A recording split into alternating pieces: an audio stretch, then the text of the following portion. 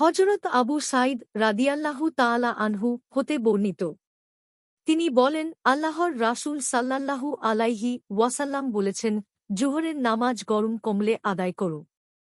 কেননা গরমের প্রচণ্ডতা জাহান্নামের উত্তাপ হতে। জাহান্নাম আপন প্রতিপালকের নিকট অভিযোগ করে বলেছিল, হে আমার আল্লাহ! গরমের তীব্রতায় আমার একাংশ অন্য অংশকে খেয়ে ফেলছে। তখন আল্লাহ তাকে অনুমতি দিলেন দুটি নিঃশ্বাস ফেলার। এক নিঃশ্বাস শীতকালে আর এক নিঃশ্বাস গরমকালে। এজন্যই তোমরা গরমকালে তাপের তীব্রতা বেশি পাও, আর শীতকালে শীতের প্রচণ্ডতা বেশি। বুখারী ও মুসলিম।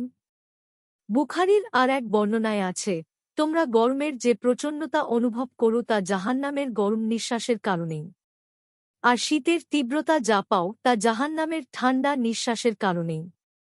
বুখারী ৫৩৭, ৫৩৮, মুসলিম ৬১৫, তিরমিজি ২৫৯২, ইবনু মাজাহ ৪৩১৯, আহমাদ ৭২৪৭, দারেমী ২৮৮৭, সহীহ ইবনু হিব্বান ৭৪৬৬। মিশকাতুল মাসাবিহ ৫৯১। হাদিসের মান সহীহ।